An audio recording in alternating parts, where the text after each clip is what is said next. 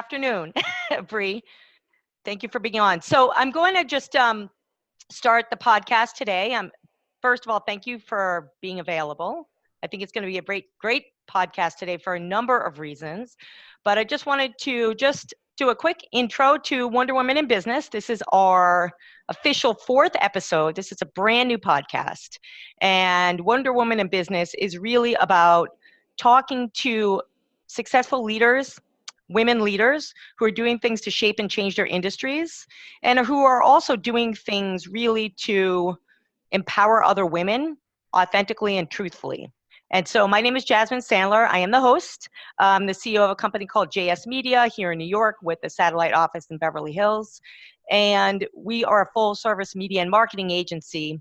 And in the last several years, I've noticed this real gravitation that I've had with women and supporting women. And that's the reason that I started this podcast, is really to get on with women that are doing things to help women in areas like diversity and inclusion and equality and the things that we battle. So today's guest is Bree Noble, and Bree is a powerhouse, I think, in the music industry. And she's going to tell us all about, how she started, how she got to where she is today. She's going to talk a little bit about her summit that she holds, as well as her podcast, as well as her book. And so welcome, Bree. Thank you for being on today. Thank you. I'm so excited to be on the 4th episode. I actually didn't know that it was this new. So that's pretty awesome. I feel honored. Yeah. Well, I was looking for great women in music and, or you were one of the first people that popped up. So if you wouldn't mind, tell us a little bit, because, I can't really do you justice. So can you tell us about your background, in music as an entrepreneur, and a little bit about how you got here today? Sure. So my background is obviously as a musician. I grew up singing, performing anytime I had the chance. High school choir, high school solo competitions. College, I was a performing artist in an ensemble that went around and promoted the school, and we made a few because it was tapes back then, not even CDs. That tells you how old I am. And just got the chance to perform all over the place in the Western states, and I absolutely loved it. Got a degree in music, got a little bit practical along the way, and decided to get a double degree in business, just in case the music thing didn't work out. I wasn't that I was thinking ahead like, oh, I need to combine music and business. I wasn't that smart back then. So it was more like, this is my fallback plan. Yeah. So I got a degree in business with an emphasis in accounting and management. And after I left school, because the school didn't prepare me at all to know how to actually have a career in music, like I just had no idea what to do. Yeah, I've heard that from a lot of musicians. Oh my gosh, I know. Yeah. It's frustrating because you put all this money and you come out this amazing musician, but then it's like, now what? So I went into the corporate world and worked as an accountant and a manager, and ended up becoming a director of finance at an opera company. How interesting. One of the top 15 opera companies in the U.S. down in Orange County, California. Mm-hmm. And it was awesome because I got to go to operas for free, got to meet all the artists, and nice. Sit in the front row and go to the fancy parties, and it was really fun for a while.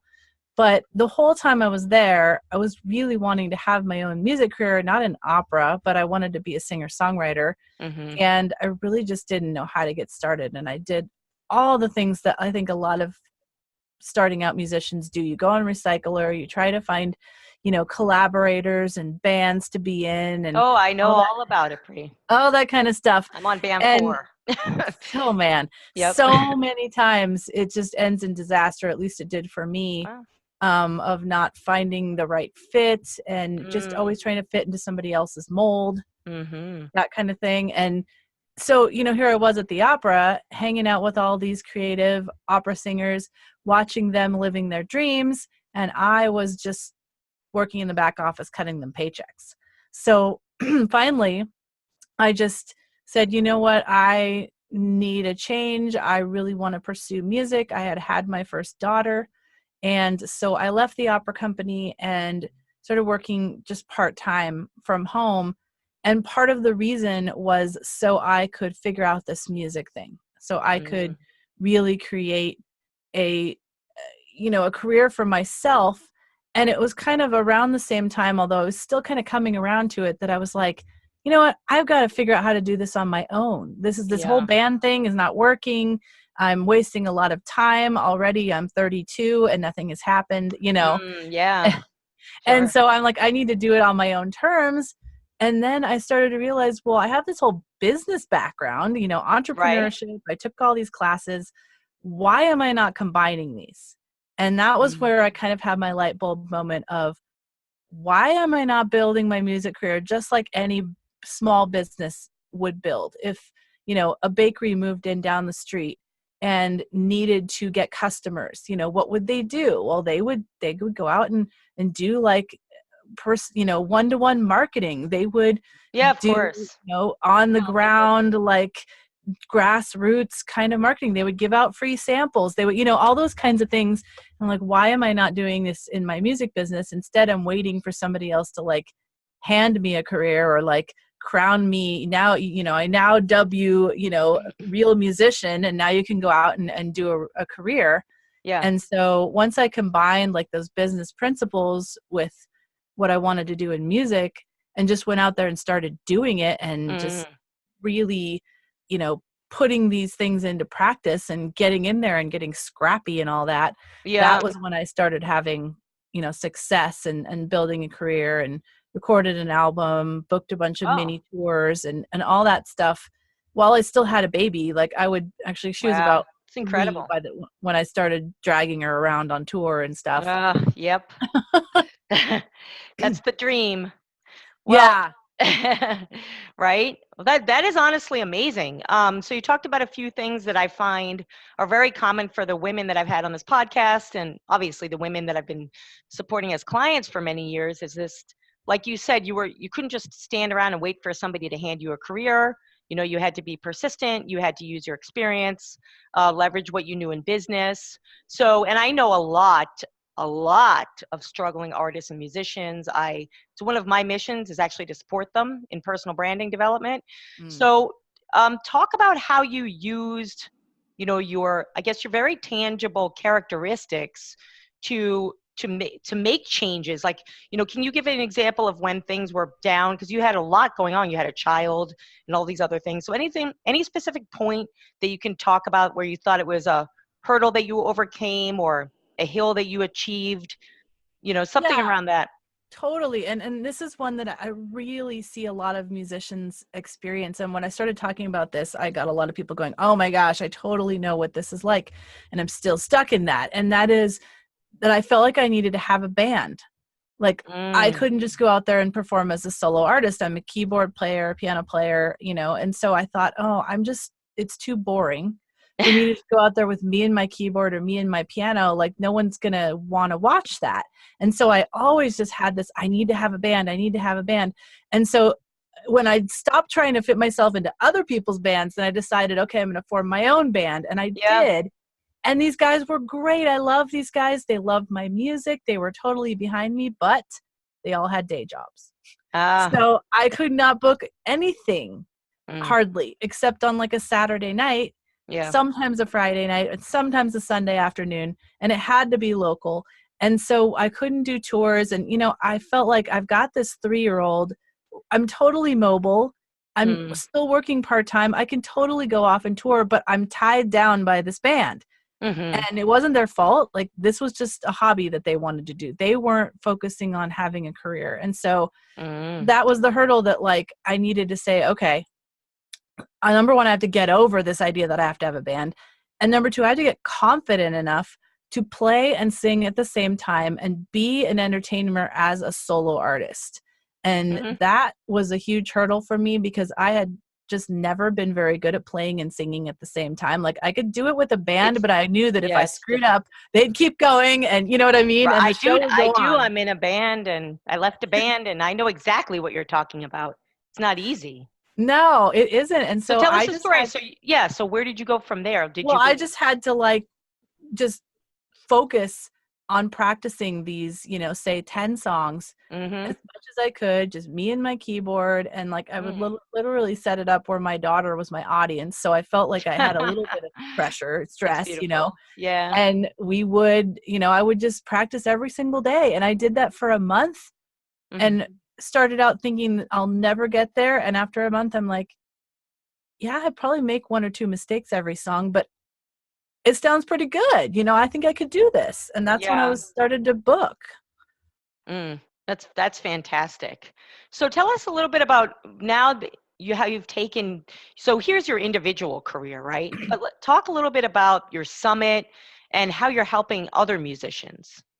Absolutely. So I have to kind of bridge the gap of how I got from a musician that was working and touring and all that to where I am now, which is that along the way, I met so many amazing female artists that I just Love got it. this idea that I wanted to support them and create a platform for them. So I created Women of Substance Radio, which was this online radio station back in Cool. 2007.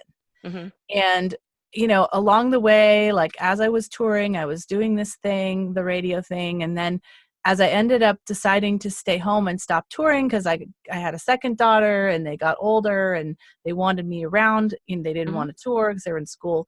So Yeah. I started expanding more with the radio station, eventually turned it into a podcast.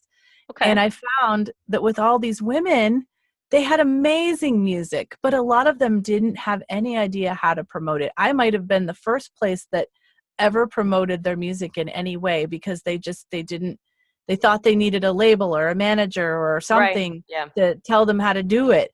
Mm-hmm. And so that was kind of where I moved into the space of helping female musicians because I had this huge list of female musicians I was already working with the radio station and podcast. Oh, I It was a see. natural transition for me. So in like 2015, I opened the Female Musician Academy, and we're going to go into our 5th year now in June of basically teaching female artists marketing and the business side and being a support system for them and somewhere for them to turn where they can get group coaching when they have issues and they're trying to work through things in their career and they don't know where to turn and they feel super isolated and alone. We've got their back. Wow, that's amazing. So tell me a little bit about that, how that works, and do you have other people supporting you on that? And what's the process like for the musician? So we have a backbone of training in there based upon my 5 stages of music career growth. That's what my entire book is about that you mentioned, the Yep. musician's profit path. Mm-hmm. And so we've got video training and all that based upon what stage you're in right now and how you can get to the next stage. Mm-hmm. And then we've got several different courses supporting that. Now we're up to 1 live call a week where people could come on Zoom like we are Yeah. and, ask questions and get help when things are happening. Like, they're trying to book a tour and they're like, well, I tried to talk to this person at this venue and, they're ignoring me. What should I do? When am I too pesty? They I just want understand. to feel like they're not making all these decisions alone and that, they can learn from the experience of others. So we're at the point now that we've got a call every week. I've brought on someone just very recently to help me out as far as her expertise is more in booking and vocal performance. And so she can kind of handle that side. I am more about the marketing and all the business stuff and organization and goal setting and everything. And then I've got my wonderful community manager who just makes sure everyone's taken care of and they know what's happening when and they feel like they're a part of the community. Yeah, that's wonderful. That's wonderful. So the book you mentioned, so they came out this year, right? It did. It came out January 2019. Okay. And it's basically, I started creating this framework of the 5 stages of music career growth because I have people coming to me in my academy at all different stages. And I realized, well, I can't, for this person that's in what I call the foundation stage, like they're just starting out, something that I would tell someone that was further along is not going to work for this person because they haven't built their foundation first. They don't have any fans, so getting them to go out and, do a big PR campaign when they Right. haven't even figured out their Sure. branding yet and they have no I know. website, you know. Sure, I You know. probably know about that. Well, that's what we do. It's Right. very much about taking them through stages and having different programs to suit them, based on what they have. And I'm sure you do help them with the development of their content or shaping of that content, right? Yep, So, absolutely. mhm. What to talk to their fans about, and Yeah, how to engage with fans on live streaming and all that kind of stuff. And so yeah, it's just because of that 5 stages that I developed there, I just decided, well, why not expand this into a book so people can have it with them, if they get the physical paperback copy. sure. And wherever they are, they can check in and make sure that they're moving toward their next goal. And Hmm. also to serve all the guys out there, because I have focused on females, and Right. obviously you're doing that too, and that's awesome. I love it. But a lot of guys are like, is it okay if I'm on your email list? Or I Sure. really learn a Yeah. lot from your stuff. And, Hmm. I'm like, absolutely. But this is a way that I can serve them and give them something tangible that they can do and learn from and use as a framework because I don't allow guys in the academy. So I want to make sure I'm serving as many people as I can. Yeah, it's funny that you say that because, as I said, I started this podcast because there was this natural, it was not designed. I tell everyone that, as I was I run a conference and do all these other things, I noticed that my audience was 80% female, but not by design. It's Right. just that women I see in my work are starting to really take their careers more seriously and step forward, develop their own voice. And yesterday I had a lovely woman on, a partner at a pretty large law firm here in New York, and she runs something called the Quorum Initiative, which is really cool. Actually, you should check it out. It's advancing female executives. She's doing a lot of great things. And we were talking about the importance of inclusion of men in anything that you're doing, that I'm doing, that Meg is doing. I mean, it is not any insular in any way, I don't think. And I think that men, help to lift women, and men should be involved. Yes. So it's not to exclude them, like you said. I love that you said that. So, question for you: in the book, again, I deal with a lot of, here in this audience and people that we deal with at my company. There's a lot of different creative professionals, and I would put entrepreneurs on the same line in that their challenge that when they come to me and my company is that they have problems focusing or problems with productivity. So do you have like 3 tips to share, maybe that come from your book or your academy, that you think are starter points to get creative professionals moving forward? Yeah, absolutely. And actually, I think my next book is probably going to be on this, because this is something Yeah. I talk about a little bit in the book, but it's a big point that I focus on in the academy, and that I like people to focus on 5 goals every Mm, 90 days. yeah. And the way I have them go about this is that they do a huge brainstorm and figure out all the things that they want to do, because as creatives, we have so many ideas and so many aspirations. Mhm. And in my opinion, all the things that aren't within those 5 goals that you choose are like your enemy. They are your red shiny balls. Because They're they're your robbing your time, right? Yes, yes, they're I robbing know. your time and your mental In your space, mental space, you which is know? limited, right? Yes, which is Free? Yeah, definitely, as the older we definitely. get, I think, the more You're limited I feel funny. like my You're funny. mental No, space. I agree with you. There's limited timing. You have to be super focused and very specific. I love it. So 5 Yeah, goals and within 5 90 days, goals. which is perfect. It's all about being smart back in my IBM days, right? Measurable results and Yes, and then yes. okay, and then how do you take them through that? So, I take them basically through doing the whole brainstorm thing of, I try to get them to at least write down 25 things oh geez, that they've okay. thought about that they want to do. And Hmm. then I have them kind of group them, and then they need to then make decisions. And the second thing that I have them do, once they've focused on these goals, then I want them to take all the things that they didn't choose Hmm. and put them in what I call an inspiration vault, which means that Nice. it's all the things you wanted to do, but you Hmm. can't do them now, but you don't want to forget about them. Because I think that's the other thing that happens. Like we're trying to hold all this in our brain, and we're like, I don't want to forget to do that, so I better go start doing it now. Yeah, And then we start it a becomes million things. the word that I hate is incomplete, right? Yes. Because I mean I educate so many entrepreneurs, even on my creative professionals that we work with, designers, whatever. It's about completion, right? And I think Yep. definitely with musicians. So that's great. I love it. Would you say the inspiration? Inspiration vault. And I love it. I call it a Nice. vault because things can go in, but they can't come out until after the 90 days. So like if Cool. you're let's just say you're out for a walk and all of a sudden this like great line comes to you for a song or a great idea. Oh, I know. Don't go home and start writing that song. You need to like just record a little snippet or write down or whatever will help you remember, and then lock it away into this inspiration vault, however you put it, on your computer, or you can do real paper, you can put it in your phone, somewhere where you're keeping track of these things, but it's out of your head and out of mind. So you're not thinking about it and it's not distracting you, but you didn't lose it.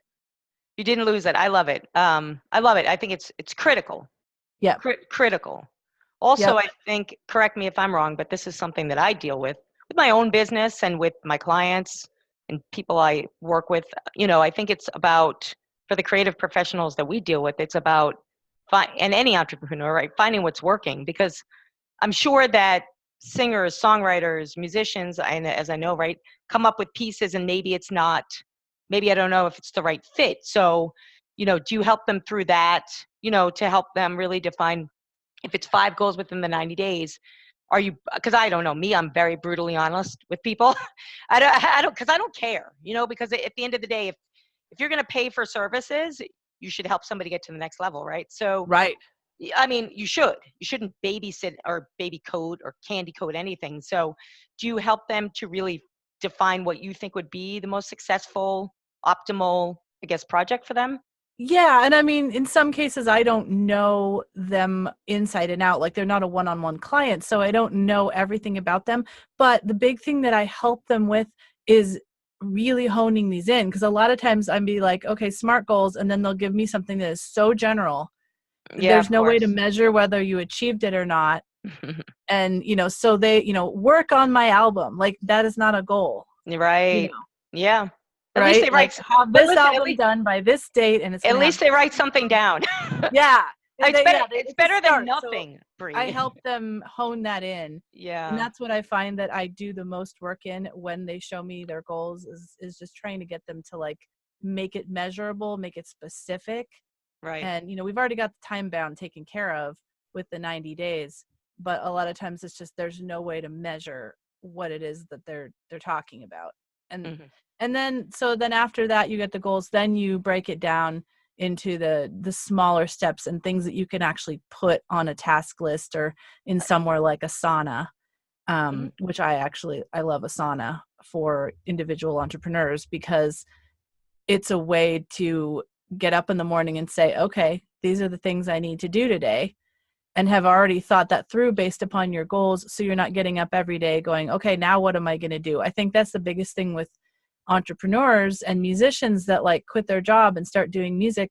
Nobody's there telling them what to do every day. Yeah. A lot of times they show up and they're like, okay, I've got 3 hours to work on music. And they're like, okay, what do I do? And then they spend an hour figuring out which thing they should be working on. Oh my God. Every time, every rehearsal session, Bree, I wish I could send them. Well, they're all on my singing YouTube channel. It's like, so is 2 hours enough time for rehearsal? God, no. It's like 4 hours. But people come in, right, and then they're rehearsing and practicing, and it's like, okay, time is up. We need to do something. And I think, but it's an analogy to entrepreneurs, right? So Yep.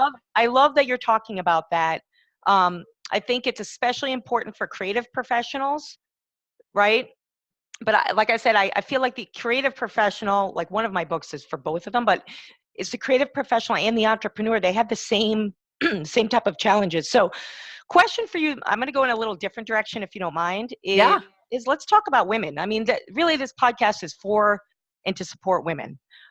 So do you, in your work with women in the academy, are there any, I would say, inherent characteristics in women that you deal with versus maybe male clients that you've either collaborated with or have hired you before, where there's specific action steps that women need to take or get over?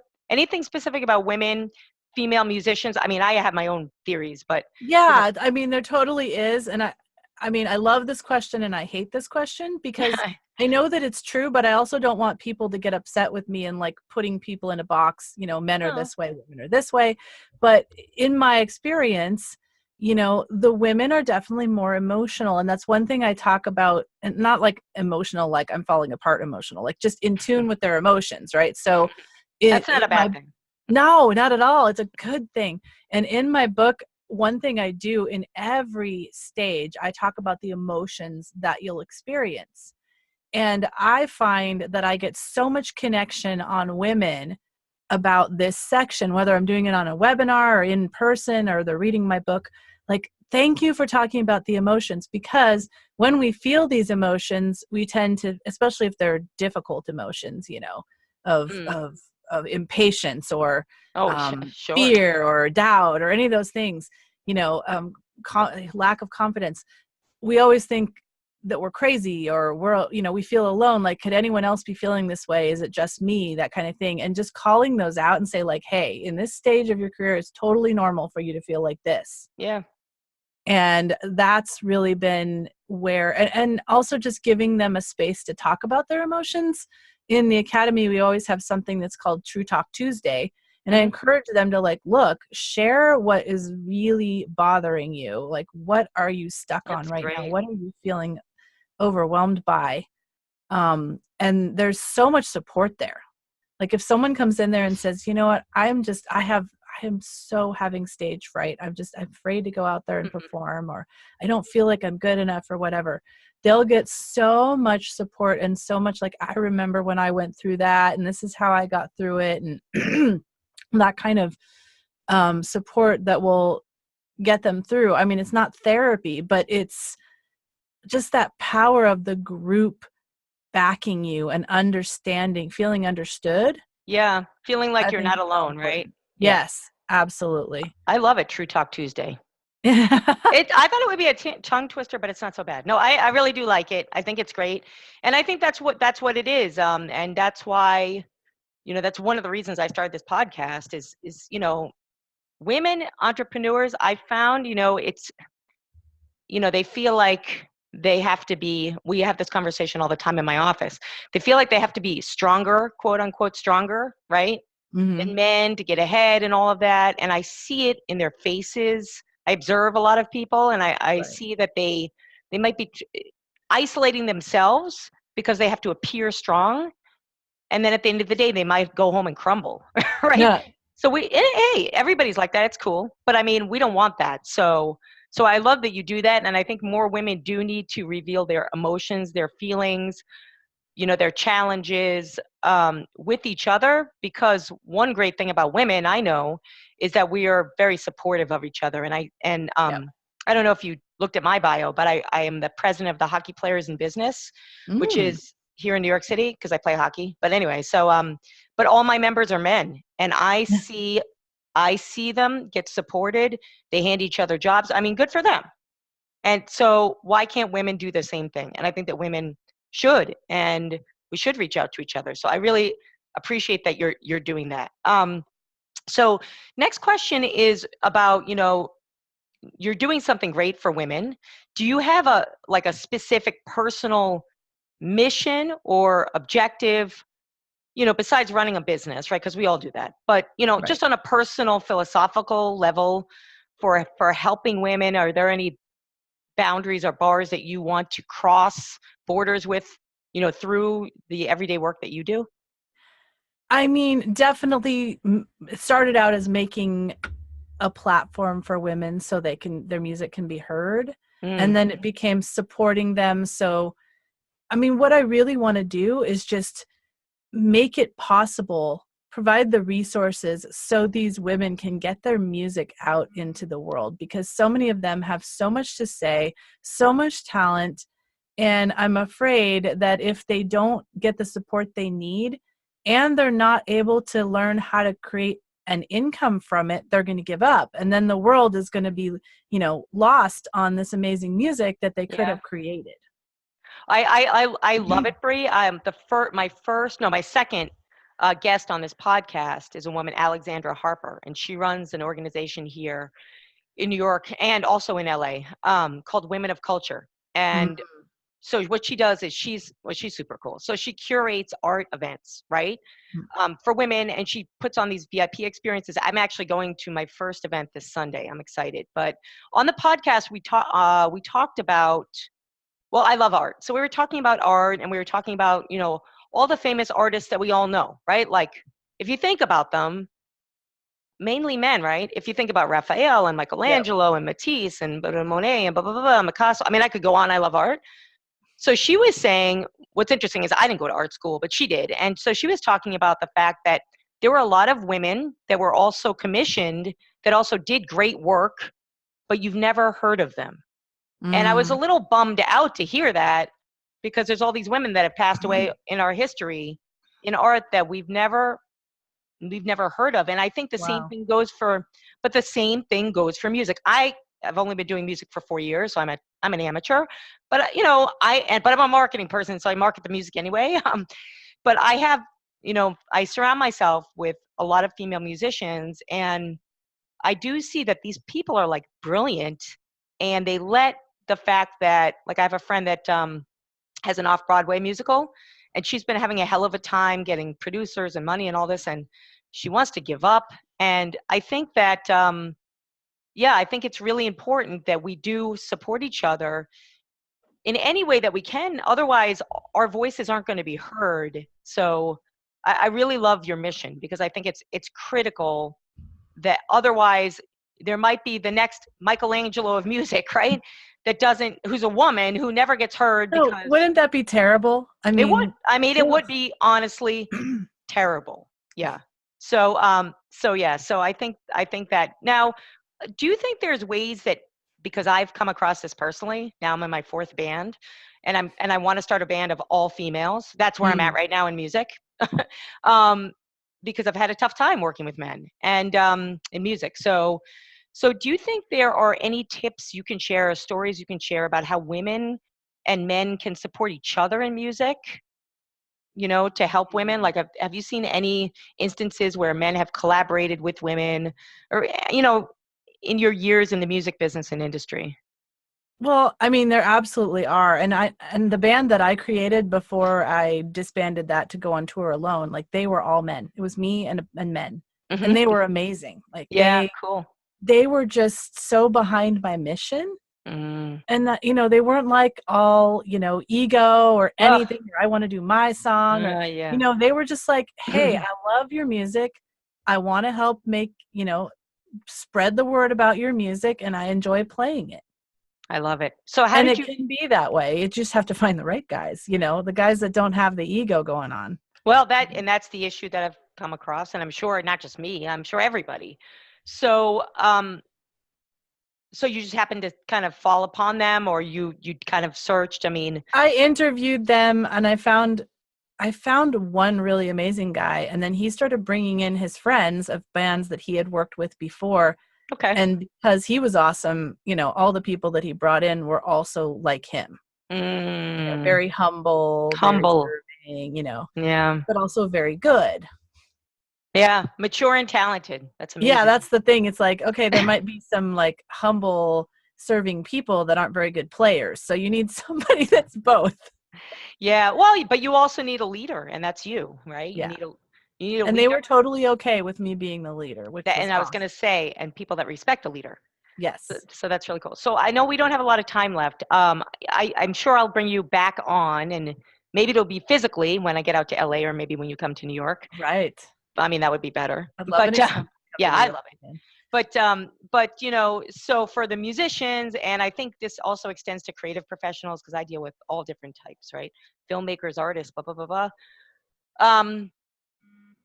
Anything that you have coming up, any events, any initiatives, any programs that where they can get a taste of how you can help them that you want to talk about? Well, I mean, definitely my academy. That is my focus. Okay. And like I said, I'm just starting to really expand the academy even more as we get more members. And we have about 180 members right now. Good. And so I'm kind of really focusing this summer, especially because I'm also moving back to Southern California. So I've got that going on, and I'm focusing on just really making the training in there as top notch and streamlined as possible, and also having, more support for them on Mm-hmm. a weekly basis. And so that's really my focus right now. We just finished up our Profitable Musicians Summit 2019, which was our second one, that I partner with Steve Pal Freeman of the Music Launch Hub. That was in April. It ended on May 1st, and Okay. we'll hopefully, God willing, we'll be doing another one next year, our third annual. We'll have to talk about that, but it went really Sure. well, and people learned a ton from all of the experts that we brought in for that. So those are kind of my two major things that I do throughout the year. Okay, great. So what what website can my audience go to learn more? What's your website? They can go to breenoble.com, BREENOBLE.com. It's also the same website as Femme Musician, but people have it's FE Musician, female entrepreneur. Well, musician. that's actually how Yeah. I was Sometimes looking people for are like, is there two female F's? musician leaders. That's you. Yeah, femmusician.com. And then if they want to check out the academy, it's femalemusicianacademy.com. All right, very cool. And do you have any of your own music on there that we can listen to? You can find me on Spotify and CD Baby. My own music is generally inspirational, acoustic singer songwriter, Nice. and Christian. Really? Okay. Uh-huh. Well, I'll check it out and I'll support it. And as Awesome. we all should. So again, thank you so much. Really, honestly, it's been a pleasure. I can't actually wait to meet you in person. That will be so fun. Yeah. Tell me when you're coming to LA. Yeah, any chance, believe me, ask anybody. I'm like, I'm like always, I'm a JetBlue reward person. I'm always like, LA, New York, LA, New York. So I'd love to, definitely. Good luck with everything. And yeah, so thanks everybody for joining us today. And this episode will be up on the new Wonder Woman in Business podcast iTunes channel next week. So you can catch us on there, and please provide any comments here on Facebook or send us any information on the Wonder Woman in Business Facebook page. Thank you, Bree. Take care. Thank you. It's been so fun. Yes. Okay.